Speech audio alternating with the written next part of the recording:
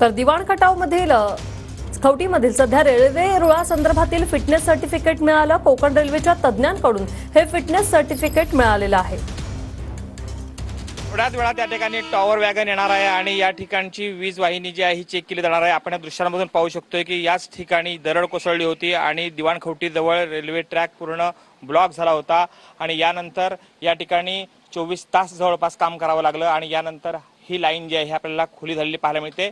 विशेष म्हणजे एवढी मोठी या ठिकाणी दरड कोसळून सुद्धा रेल्वे ट्रॅक जो आहे याला कोणतीही इजा झाली नव्हती, कोणताही धोका निर्माण झाला नव्हता आणि यामुळं या ठिकाणी हा जो सगळा मलबा जो आहे हा काढल्यानंतर देखील हा मार्ग सुरळीत आहे।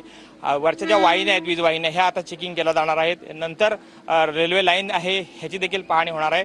मात्र काही तासांपासून जो रखडलेला जो ट्रॅक होता तो आता पूर्ण मोकळा झालेला आहे। हीच वॅगन आलेली आहे, यामार्फत ही चेकिंग जी आहे ही होईल आणि यानंतर निर्णय घेतला जाणार आहे की ह्या ट्रॅकवरून रेल्वे सेवा कधी सुरळीत होईल चालू। मागील 24 तासापासून या ठिकाणी काम करण्यात आलं होतं।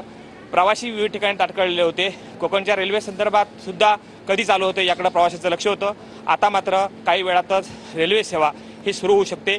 तपासणी ही अंतिम टप्प्यात सुरू आहे। सगळी दरड काढून झालेली आहे।